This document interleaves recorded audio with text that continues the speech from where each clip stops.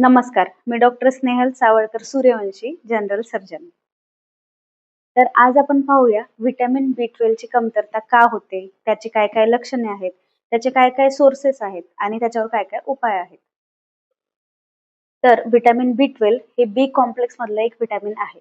Vitamin B one, 2, vitamin B12 असे बी कॉम्प्लेक्सचे vitamins असतात. प्रत्येक व्हिटॅमिन डिफिशियन्सी मध्ये वेगवेगळा आजार होत असतो. तर आज आपण व्हिटॅमिन बी12 डिफिशियन्सी बघूया. व्हिटॅमिन बी12 हे एक प्रोटीन आहे. ते आपल्या शरीरामध्ये भरण पोषणाचं काम करतं. मज्जातंतू म्हणजे नर्व्हज यांचं पोषण करणं, तसेच लाल रक्तपेशींची निर्मिती करणं यामध्ये पण व्हिटॅमिन बी12 चा समावेश असतो. त्याचप्रमाणे डीएनए प्रोडक्शन जे की सेल फंक्शनसाठी खूप महत्वाचं आहे. तसेच होमोसिस्टिनची लेवल कमी करतं. होमोसिस्टिन हे एक असं प्रोटीन आहे जे की शरीरामध्ये जेव्हा वाढतं तेव्हा रक्तवाहिन्या खूप कडक होतात, कठीण होतात. त्यामध्ये ब्लॉकेजेस होतात किंवा रक्ताच्या गुठळ्या पण बनू शकतात. त्यामुळे सडन हार्ट अटॅक येणं, स्ट्रोक येणं असे आजार आपण पाहू शकतो. तरुण पिढीमध्ये आजकाल हार्ट अटॅकचं प्रमाण खूप वाढलेलं आहे. तर त्याचं हे एक कारण असू शकतं. तर या व्हिटॅमिन बी12 ची डिफिशियन्सी होते तेव्हा काय लक्षणं दिसतात? तर सर्वात पहिलं लक्षण म्हणजे ॲनिमिया. मेगॅलोब्लास्टिक ॲनिमिया ज्यामध्ये लाल रक्तपेशीचा आकार हा मोठा होतो. तसेच थकवा येणे, उत्साह न वाटणे, विसराळूपणा वाढणे, तसेच डिझीनेस, चक्कर येणे किंवा गोष्टी लक्षात राहत नाहीत. पेरिफेरल न्यूरोपॅथी म्हणजे हातापायांच्या ज्या नसा असतात त्यामध्ये व्हिटॅमिन बी12 ची डिफिशियन्सी झाल्यामुळे हातापायाला मुंग्या येतात, हातापायाला बधिरता येते. त्याचप्रमाणे dementia, memory loss, behavioural changes जसे की लोक विसरतात की दाराची कडी लावली आहे की नाही, गॅसचं बटन बंद केलंय की नाही हे लक्षातच राहत नाही. तर फॉरगेटफुलनेस हा वाढतो. त्याचप्रमाणे डिप्रेशन, अँक्झायटी, मूड चेंज, चिडचिडेपणा, तसेच तोंड येणे, स्टोमॅटायटिस, ग्लॉसायटिस, जिभेला सूज येते, जिभेवरचे जे टेस्ट बड्स आहेत ते नष्ट होतात. त्यामुळे जेवण चव लागत नाही.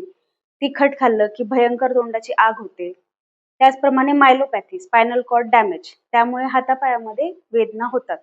स्पॉन्डिलोसिस, सिव्हिअर केसेसमध्ये सर्व्हायकल स्पॉन्डिलोसिस किंवा लंबार स्पॉन्डिलोसिस बघायला मिळतो.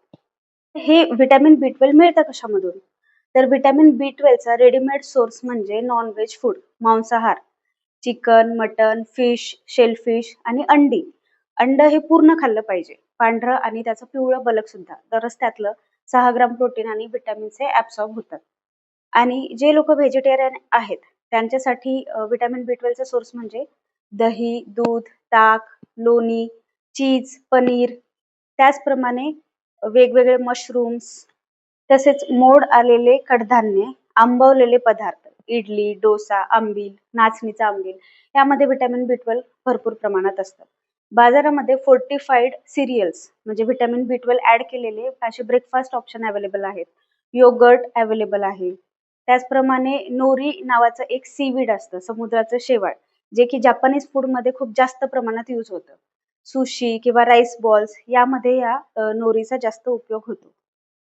जे लोक वेगान आहेत म्हणजे प्लांट बेस्ड फूड घेतात त्यांच्यासाठी soya milk, oat milk, almond milk, त्याचप्रमाणे व्हिटॅमिन बी12 चे टॅबलेट्स असतात किंवा इंजेक्शन्स असतात. तर हे सर्व सोर्सेस आहेत व्हिटॅमिन बी12 चे. तसेच ह्या बी12 ची जी मात्रा आपल्या शरीराला गरजेची असते ती फक्त 2.4 ते 3 मायक्रोग्राम एवढीच असते. त्यातलं पण अर्ध हे आपले शरीर ॲब्सॉर्ब करतं. तर याची कमतरता का जाणवते? तर पहिलं रिझन म्हणजे लॅक ऑफ सप्लाय. कमी प्रमाणात व्हिटॅमिन बी12 घेणं, व्हिटॅमिन बी12 असलेलं अन्न कमी घेणं. आणि दुसरं म्हणजे ॲब्सॉर्प्शन, ज्याच्यामध्ये लहान आतडे, मोठ्या आतड्यांमध्ये काही प्रॉब्लेम असणे, त्यामध्ये इन्फ्लेमेशन, सूज किंवा काही डिसीजेस असतात, क्रोन्स डिसीज, अल्सरेटिव्ह कोलायटिस, त्यामध्ये व्हिटॅमिन बी12 हे ॲब्सॉर्बच होत नाही. त्यामुळे कितीही व्हिटॅमिन बी12 घेतलं तरी ते ॲब्सॉर्ब होत नाही. व्हिटॅमिन बी12 ॲब्सॉर्ब होण्यासाठी आपल्या स्टमकमध्ये, जठरामध्ये इंट्रिन्सिक फॅक्टर नावाचा एक घटक असतो. जेव्हा व्हिटॅमिन बी12 अन्नामधून आतमध्ये येतं, HCl हायड्रोक्लोरिक ऍसिड हे प्रोटीन आणि व्हिटॅमिन बी12 ला सेपरेट करतं आणि हे व्हिटॅमिन बी12 इंट्रिन्सिक फॅक्टरला बाइंड होतं आणि हे पुढे लहान आतड्यामध्ये जाऊन शोषलं जातं. तर अशा प्रकारे व्हिटॅमिन बी12 हे आपल्या शरीरामध्ये ॲब्सॉर्ब होतं. तसेच व्हिटॅमिन बी12 डिफिशियन्सीचे अजून कारणे म्हणजे अल्कोहोलिझम, स्मोकिंग, तंबाखू खाणे, तसेच काही विशिष्ट मेडिसिन्स असतात. जसे की डायबिटीज लोकांमध्ये मेटफॉर्मिन नावाची एक मेडिसिन दिली जाते. तर ती जास्त वेळासाठी घेतल्यामुळे किंवा खूप काळासाठी घेतल्यामुळे त्याचा मध्ये पण व्हिटॅमिन बी12 ची डेफिशियन्सी होते. तसेच कोलचिसिन संधिवाताच्या पेशंटमध्ये ही गोळी दिली जाते. तसेच क्लोरॅम्फेनिकॉल नावाचा अँटिबायोटिक यामुळे पण बी12 डेफिशियन्सी होते. मेन म्हणजे HCl प्रोडक्शन कमी करणारे ड्रग्स, प्रोटॉन पंप इन्हिबिटर्स. पित्त कमी करणाऱ्या गोळ्या ज्या असतात त्या खूप जास्त काळासाठी घेतल्यामुळे पण बी12 ची डेफिशियन्सी होते. तर या गोळ्या जास्त काळासाठी घेतल्या नाही पाहिजेत. त्यामुळे HCl हायड्रोक्लोरिक ॲसिडचं प्रमाण कमी होतं आणि व्हिटॅमिन बी12 इंट्रिन्सिक फॅक्टरला बाइंड होत नाही. तसेच अँटी इन्फ्लेमेटरी किंवा पेन किलर्स हे पण जास्त काळासाठी घेतले तर बी12 डेफिशियन्सी होते. तसेच स्टमक अल्सर्स पण होतात. तर वेळीच लक्षणांकडे लक्ष द्या. व्हिटॅमिन बी12 डेफिशियन्सी जाणवत असेल किंवा काही लक्षणं दिसत असतील तर वेळीच रक्त तपासून घ्या, डॉक्टरांचा सल्ला घ्या. त्यावर व्यवस्थित व्हिटॅमिन बी12 सप्लिमेंट्स आहेत, गोळ्या आहेत किंवा इंजेक्शन्स अवेलेबल आहेत. अशा प्रकारच्या व्हिडिओसाठी सबस्क्राईब करा मेड टॉक्स बाय स्नेहा.